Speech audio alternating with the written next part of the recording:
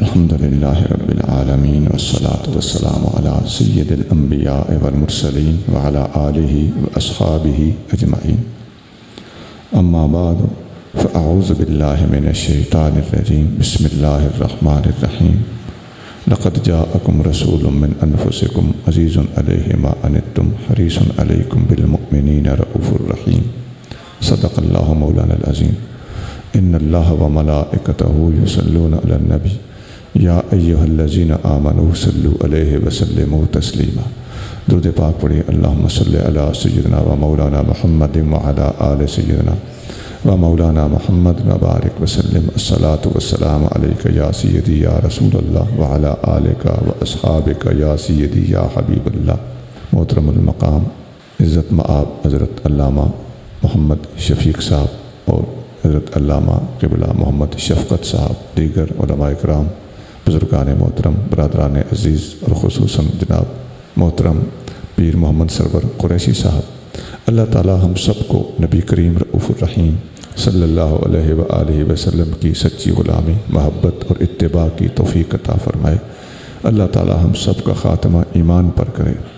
آپ کے سامنے سورۃ توبہ کی ایک آخری آیت چھوڑ کے اس سے پہلے والی آیت تلاوت کی ہے۔ اللہ تعالیٰ فرما رہا ہے، بے شک تمہارے پاس شان والا رسول تمہارے اپنوں میں سے ہی آ گیا اور تمہاری مشقت اس سے برداشت نہیں ہوتی اور وہ تمہارے لیے حرص کرتا ہے، یعنی شفقت کی انتہا پر ہے، اور خاص طور سے مومنوں کے حق میں تو رؤوف بھی ہے اور رحیم بھی ہے۔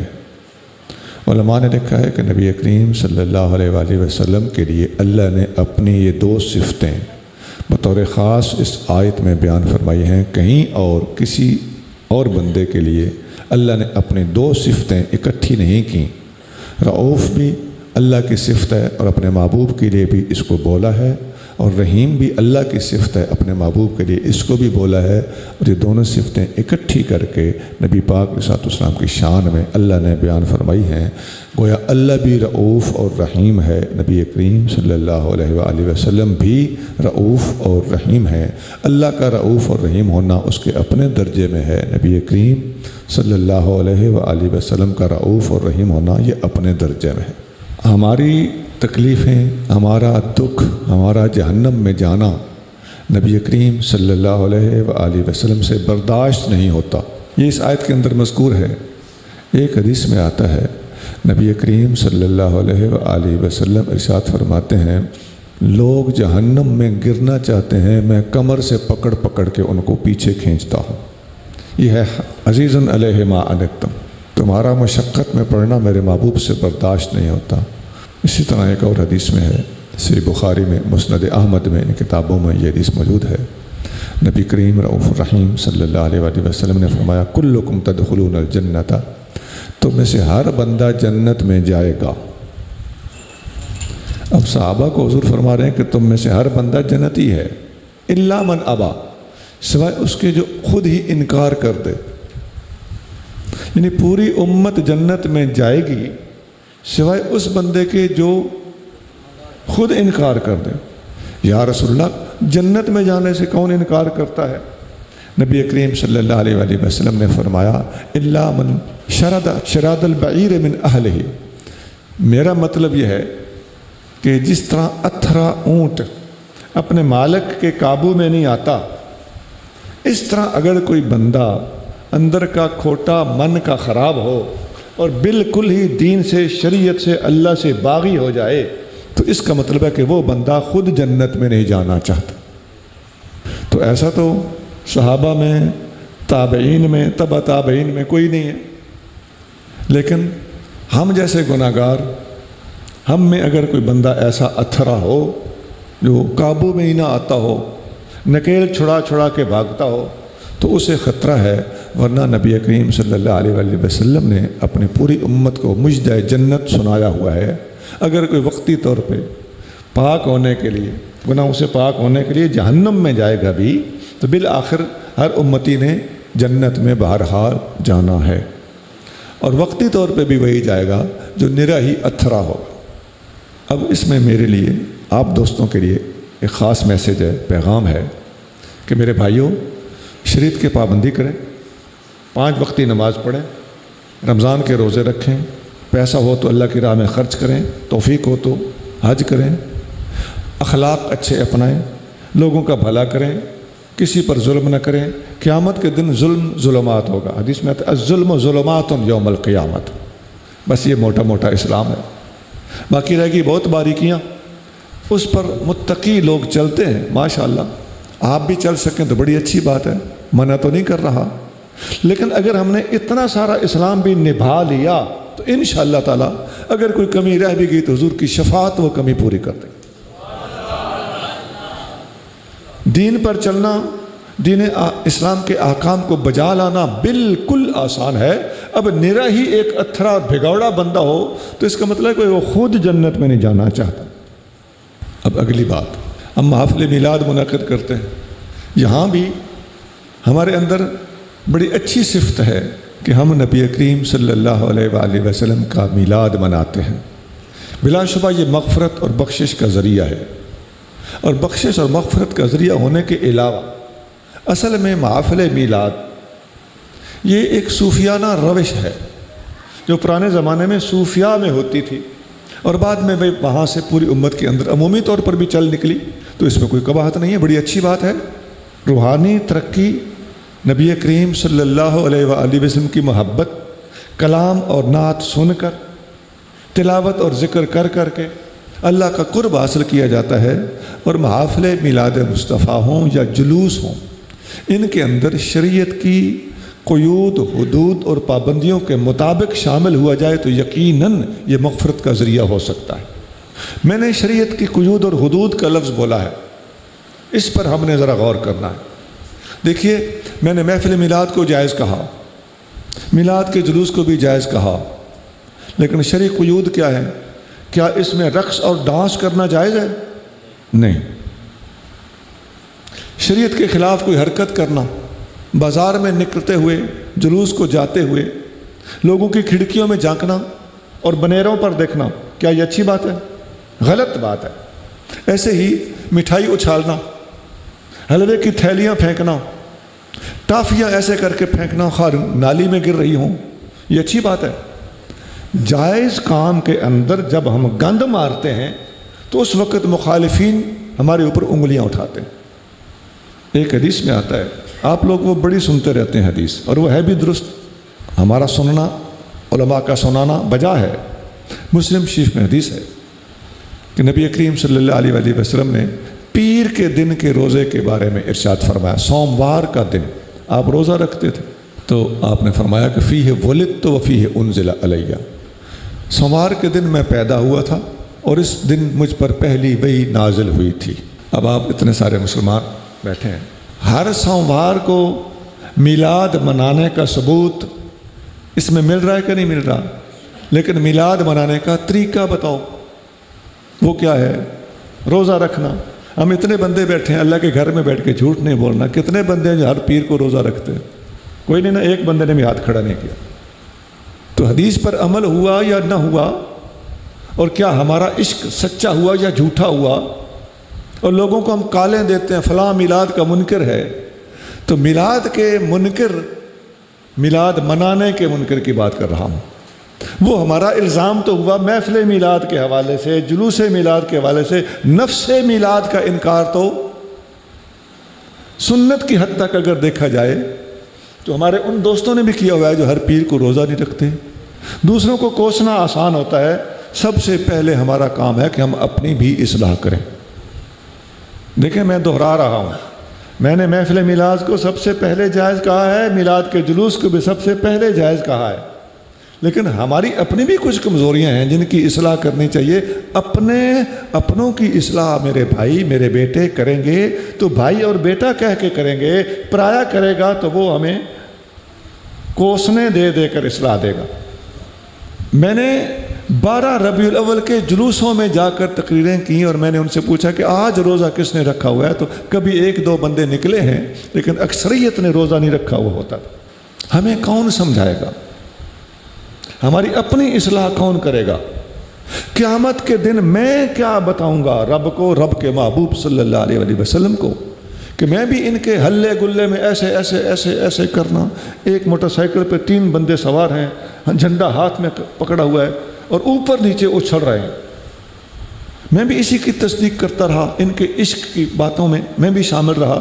نہیں، اطاعت اتباع کے بغیر، محبوب کا کہنا مانے بغیر جو عشق کا دعویٰ کرتا ہے جھوٹ بولتا ہے. معافی چاہتا ہوں، خاص طور سے پڑھے لکھے بندے ضرور میری بات کو تولیں گے. ایک حدیث میں آتا ہے، مسلم، نسائی اور مسند احمد میں، بالکل صحیح حدیث ہے. نبی کریم صلی اللہ علیہ وسلم کے زمانے میں صحابہ کرام ایسے بیٹھے تھے تو مسجد نبوی کے اندر نبی پاک صلی اللہ علیہ وسلم اوپر سے تشریف لائے. پوچھا کیوں بیٹھے ہو؟ تو صحابہ نے عرض کیا، جلسنا نذکر ربنا ونحمدہ علی ما ہدانا علینا ومن علینا بکا. ہم بیٹھے ہیں تاکہ اللہ کا ذکر کریں، اللہ کی حمد کریں. کیوں؟ اس لیے کہ اس نے ہمیں مسلمان ہونے کی توفیق بخشی اور آپ کو بھیج کر ہمارے اوپر احسان کیا. اب نبی کریم صلی اللہ علیہ وسلم کو بھیج کر اللہ نے ہم پر احسان کیا، اس کا شکرانہ ادا کرنے کے لیے صحابہ کرام مسجد میں بیٹھے تھے. محفل میلاد کا ثبوت تو مل گیا سر آنکھوں پہ. میں نے جو پہلے بات کی تھی اس کا میں نے حدیث سے بھی ثبوت دے دیا تاکہ کوئی محفل میلاد کا انکار کرنے والا ہم پہ اعتراض نہ کر سکے. یہ حدیثوں سے ثابت ہے. لیکن اس کے لفظوں پہ غور کریں، وہ ہم کرتے جلسنا، ہم بیٹھے نذکر ربنا، اپنے اللہ کا ذکر کرنے کے لیے. ہماری محفل میلاد میں لا الہ الا اللہ کی تسبیحیں نکالی جاتی، اللہ اللہ کا ذکر ہوتا ہے، اللہ ہو کا ذکر ہوتا ہے، نعت پڑھی جاتی ہے. اس کے جواز پر بھی مجھے کوئی اعتراض نہیں، وہ 100% جائز ہے. میں وہ بات نہیں کر رہا. خبردار کوئی غلط فہمی میں کسی کو مبتلا کرے یا ہمارے بارے میں بدگمانی کرے. لیکن اللہ کو جان دینی ہے بات وہ جو سچی ہو. نعت چونکہ جائز ہے تو ہم پڑھتے ہیں، اور اللہ کا ذکر چونکہ عین میلاد والی حدیث کے اندر بیان ہوا ہے اس کو کیوں چھوڑا ہوا ہے؟ اب یہاں پر گناہگار کون ہوا؟ ضدی کون ہوا؟ کمزور پہلو کس کا نکلا؟ ہمارا اپنا. میرے بھائی، نعت اچھی چیز ہے، ضرور پڑھ، ہو سکا تو ہم خدمت بھی کریں گے.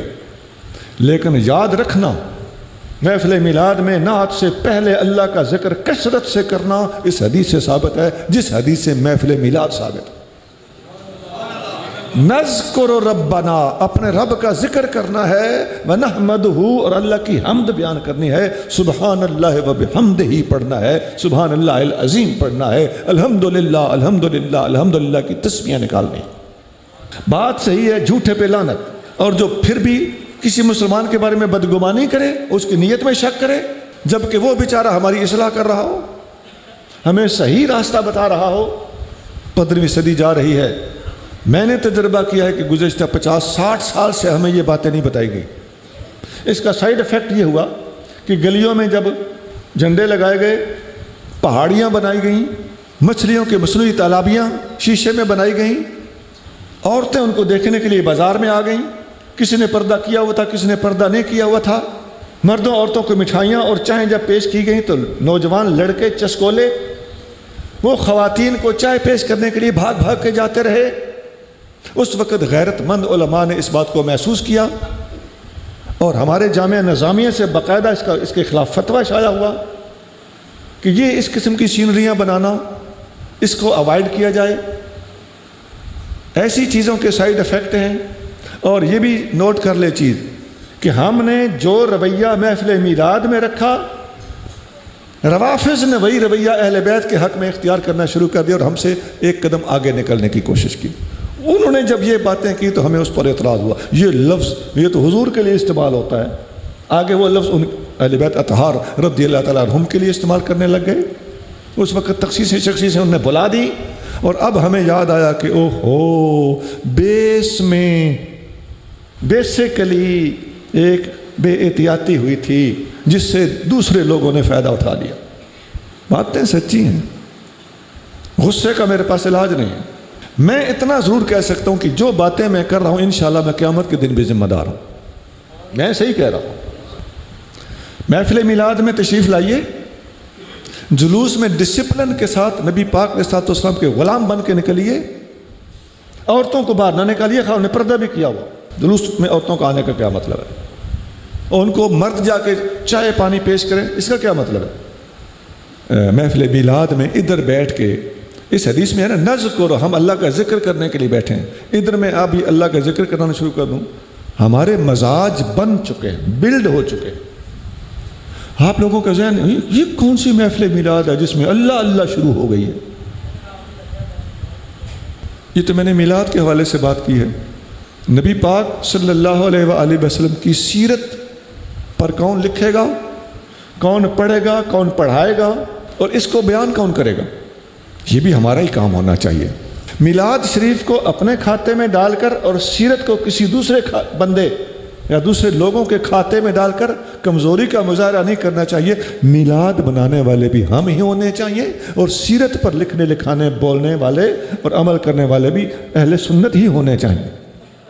یہ تقسیم ہی غلط ہے کہ میلاد ہمارا ہے سیرت ان کی ہے۔ میلاد بھی ہمارا ہے، سیرت بھی ہماری۔ دوسرے لوگوں کو انگلیاں اٹھانے کا موقع نہ دیا جائے، ہمیں اپنی اصلاح کرنی ہو۔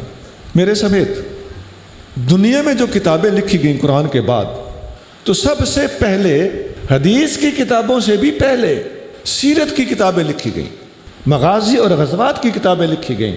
سب سے پہلی حدیث کی کتاب جو مارکیٹ میں دنیا میں اویلیبل ہے، امام مالک نے لکھی، موطا امام مالک 179 میں فوت ہوئے، 179 ہجری میں۔ اور مغازی کی کتاب حضرت موسیٰ بن عقبہ نے جو لکھی، مغازی سیدنا محمد، مغازی سیدنا محمد، میرے پاس موجود ہے 3 جلدوں میں۔ یہ بزرگ 141 ہجری میں، امام مالک تو بعد کی بات ہے، امام مالک سے بھی سینئر امام ابو حنیفہ ہیں، اور امام ابو حنیفہ سے بھی 9 سال پہلے فوت ہوئے۔ اتنی پرانی کتاب ہے۔ تو ہمیں اولڈسٹ بکس، سب سے پرانی کتابوں، اور ان کا تعلق بھی سیرت سے ہو، ان کا مطالعہ کیوں نہ کریں، وہ کیوں نہ بتائیں لوگوں کو، وہ کیوں نہ پڑھیں اور کیوں نہ پڑھائیں۔ پڑھنا پڑتا ہے، مشکل نظر آتا ہے، نہیں میرے عزیز، علم سے محبت کیجئے، سیرت مصطفیٰ کریم صلی اللہ علیہ وآلہ وسلم سے محبت کیجئے۔ اور اس کے بعد پھر سیرت ابن اسحاق لکھی گئی، ابن اسحاق امام اعظم کے ہم اثر ہے، وہ 150 میں فوت ہوئے۔ اس کے بعد ابن ہشام، اس کے بعد الروض العنف، اس کے بعد دیگر متعدد کتابیں لکھی گئی۔ سیرت پر کتابوں کی کوئی حد نہیں اس وقت، پوری کی پوری دنیا میں سیرت کی تمام کتابوں کا کوئی بندہ احاطہ کر سکے، میں نہیں سمجھتا کہ یہ ممکن ہے کسی کے لیے، اور ہر زبان میں لکھی گئی۔ پاک و ہند میں عربی میں جو کتاب لکھی گئی حضرت مخدوم محمد ہاشم ٹھٹری کی بذل القوہ، اور جو فارسی میں لکھی گئی حضرت شیخ عبدالحق محدث دہلوی علیہ رحمت کی مدارج النبوہ، اس کا اردو ترجمہ بھی ملتا ہے، تو اردو ترجمے والی ملتی ہے، خریدے پڑھیں۔ چلیے میں آپ کو ایک آسان کتاب بتاتا ہوں، میں بستہ گزارش کروں گا کہ وہ کتاب آپ میں سے ہر بندہ خرید لے۔ فقیر نے بھی ایک کتاب عربی زبان میں لکھی ہے، سید المرسلین۔ اردو میں بھی میں نے سیرت پر بہت کتابیں اور رسالے لکھے ہیں، ایک کتاب نہیں، کئی۔ مختصر سیرت النبی 5 صفحوں میں بھی لکھی ہے، 64 صفحوں میں تجھ سا کوئی نہیں، سیرت کی کتاب اس انداز سے لکھی ہے کہ نبی پاک علیہ السلام کی ہستی کو مطالعہ کرنے والا، پڑھنے والا بندہ پڑھے تو سوچنے پہ مجبور ہو جائے کہ ایسی ہستی کو کیوں نہ مانا جائے۔ تجھ سا کوئی نہیں، یہ نام اس لیے رکھا۔ اور پھر خطابات النبی، نبی کریم صلی اللہ علیہ وسلم کے خطابات اور تقریریں، 92 تقریریں، یہ بالکل عربی میں بھی ہے، اردو میں بھی ترجمے کے ساتھ چھپ چکی ہے۔ یعنی میں عرض کروں کہ میں نے سیرت پر کئی کتابیں لکھی ہیں، اور وہ عربی میں بھی ہے، سید المرسلین ضخیم کتاب ہے، اس کو بھی ہم کوشش کریں اردو میں اس کا ترجمہ کر دیا جائے۔ لیکن میں آپ کو اردو میں لکھی گئی ایک ہمارے جید عالم دین کی کتاب بتانے لگا ہوں، اس کا نام ہے سیرت مصطفیٰ۔ بولیے کیا ہے جی؟ سیرت مصطفیٰ صلی اللہ علیہ وآلہ وسلم۔ حضرت علامہ عبد المصطفیٰ اعظمی صاحب فوت ہو چکے ہیں، ایک ہی جلد ہے یارو، 6 7 12 جلدوں میں کتابیں ہم نہیں خرید سکتے، پیسے نہیں ہیں تو چلو خیر ہے، اور اگر پڑھنے کی فرصت نہیں ہے، کتاب ضخیم ہے تو چلو معافی ہے۔ لیکن ایک جلد میں کتاب نبی پاک علیہ السلام کے نام پر ہزاروں روپوں کی جھنڈیاں لگانے والے بندے سے میں درخواست کرتا ہوں کہ کیا آپ ایک کتاب 600 500 روپے کی خرید کر اپنے مطالعہ میں رکھنے کے لیے نبی پاک علیہ السلام کی محبت کا ثبوت فراہم کرنے کے لیے تیار نہیں ہو؟ بات سچی ہے، کوئی مانے نہ مانے، کوئی زور تے نہیں۔ میں نے اپنے مسلمان بھائیوں، بزرگوں، بچوں کی اصلاح کے لیے وہ گفتگو کی ہے کہ میں اللہ کی بارگاہ میں حاضر ہو کر سرخرو ہو سکوں اور اللہ مجھے قیامت کے دن یہ ڈانٹ نہ پلائے کہ تم جیسے لوگوں میں گئے تھے ان جیسی باتیں کر کے ان کو خوش کر کے نعرے لگوا کے اور پیر صاحب زندہ باد کہلوا کے واپس آ گئے تھے، تم نے ان کے پلے بھی کچھ ڈالا تھا کہ نہیں؟ تو یہ میں آپ کے پلے ڈال رہا ہوں۔ میلاد کے جلوسوں کے اندر خرابیاں دور کیجئے۔ آپ کا جلوس دیکھ کر کوئی بندہ مسلمان ہو جائے، اتنا ڈسپلن ہونا چاہیے، اور ایسا نہیں ہوتا۔ لوگوں کے جلوس دیکھ کر لوگ اپنا سنی ان کے ہاں چلے جاتے ہیں، حالانکہ ان کے جلوسوں میں ہوتا کیا ہے؟ اسلام کی رسوائی اتنی ہو رہی ہوتی ہے کہ انسان حیران رہ جائے۔ ہمارے جلوسوں کے اندر وہ شوکت ہونی چاہیے کہ غیر مسلم دیکھ کر مجبور ہو جائے کہ یار جس ہستی کے یہ غلام اس قدر مظاہرہ کر رہے ہیں وہ ہستی کتنی بڑی ہوگی۔ جلوسوں کے علاوہ محافل کے اندر بھی ذکر، حمد، درود، ان چیزوں کو ترجیحی بنیادوں پر پڑھا اور پڑھایا جائے، اور نعتیں جائز اور درست ہیں، خبردار کوئی غلط بدگمانی کرے۔ نعتوں کو میں جائز کہہ رہا ہوں، لیکن یاد رکھو کہ ان سے اوپر کی چیزیں وہ ہیں جو حدیثوں کے اندر بیان ہوئی ہیں۔ دیکھیے نا، الصلاۃ والسلام علیک یا رسول اللہ، درود شریف جائز ہے کہ نہیں ہے؟ جائز ہے، میں نے ابھی پڑھا ہے، لیکن یاد رکھو اللہم صلی والا درود شریف سب سے افضل ہے، کیونکہ وہ حضور نے خود بتایا ہے۔ ہماری باتیں کچھ جلی نہیں ہونی چاہیے، سنجیدہ، پختہ، تحقیقی ہونی چاہیے۔ کچھ لوگ یا رسول اللہ والا درود شریف کو پسند ہی نہیں کرتے، اور ہم میں کمزوری یہ ہے کہ ہم نے پڑھنا ہے تو یہی پڑھنا ہے۔ بھائی یہ جائز ضرور ہے، افضل وہی ہے جو حضور نے بتایا ہے، کیوں؟ وہ زبان مصطفیٰ سے نکلا ہے صلی اللہ علیہ وسلم۔ اب تھوڑی دیر، اب اس وقت مغرب کے بعد ربیع الاول کی 2 تاریخ ہو چکی ہے۔ بالکل مختصر سے منٹوں کے لیے ہم مل کے اللہ کا ذکر کرتے ہیں۔ پہلے ایک بار الحمد شریف، 3 بار قل هو اللہ شریف، 3 بار درود شریف پڑھیے، اس کا اصالِ ثواب کرتے ہیں۔ نبی پاک علیہ الصلوۃ والسلام اور نبی پاک کے پیاروں کی خدمت میں اس کا نذرانہ عقیدت پیش کرتے ہیں۔ الحمدللہ رب العالمین الرحمن الرحیم مالک یوم الدین ایاک نعبد و ایاک نستعین اہدنا الصراط المستقیم صراط الذین انعمت علیہم غیر المغضوب علیہم ولا الضالین آمین۔ بسم اللہ الرحمن الرحیم قل هو اللہ احد اللہ الصمد لم یلد ولم یولد ولم یکن له کفوا احد قل هو اللہ احد اللہ الصمد لم یلد ولم یولد ولم یکن له کفوا احد قل هو اللہ احد اللہ الصمد لم یلد ولم یولد ولم یکن له کفوا احد صلی اللہ علی حبیبہ محمد وآلہ وسلم صلی اللہ علی حبیبہ محمد وآلہ وسلم صلی اللہ علی حبیبہ محمد وآلہ وسلم۔ جو پڑھے میرے میں لگ کرتے بسم اللہ صلی اللہ علیہ محمد مبارک وسلم۔ جو کلمہ پاک ہم سب نے پڑھا ہے اس کا ثواب نبی کریم رؤوف الرحیم صلی اللہ علیہ وآلہ وسلم کی خدمت عالیہ میں پیش کرتے ہیں۔ آپ علیہ الصلوۃ والسلام کے طفیل تمام انبیاء اکرام، صحابہ اکرام، اہل بیت اطہار، پوری امت کے اولیاء، قادری، چشتی، سہروردی، نقشبندی، اویسی، تمام سلاسل کے اولیاء، ان سلاسل کے بانی، ان سلاسل میں شامل ہونے والے تمام مریدین، سب کی ارواح کو، جن کا پیچھے کوئی پڑھ کے بخشنے والا ہے تب بھی، اگر نہیں ہے تب بھی، ہمارے سب کے والدین کو اگر فوت ہو چکے ہوں، ہمارے مشائخ کو جو دنیا سے جا چکے ہوں، ہمارے اساتذہ کو جن کے فوت ہو چکے ہوں، حضور صلی اللہ علیہ وسلم کی ساری امت کو اس کا ثواب پیش کرتے ہیں۔ نبی پاک صلی اللہ علیہ وسلم کے سارے پیاروں کو اس کا ثواب پیش کرتے ہیں۔ جن کو اصالہ ثواب کرنے سے حضور راضی ہوتے ہیں، ہم ان سب کو اس کا ثواب پیش کرتے ہیں۔ وصلی اللہ تعالی علی حبیبہ سیدنا محمد وآلہ وسلم۔ بسم اللہ الرحمن الرحیم۔ لا الہ الا اللہ، لا الہ الا اللہ، لا الہ الا اللہ، لا الہ الا اللہ، لا الہ الا اللہ، لا الہ الا اللہ، لا الہ الا اللہ، لا الہ الا اللہ، لا الہ الا اللہ، لا الہ الا اللہ، لا الہ الا اللہ محمد الرسول اللہ صلی اللہ علیہ وآلہ وسلم۔ الا اللہ الا اللہ الا اللہ الا اللہ الا اللہ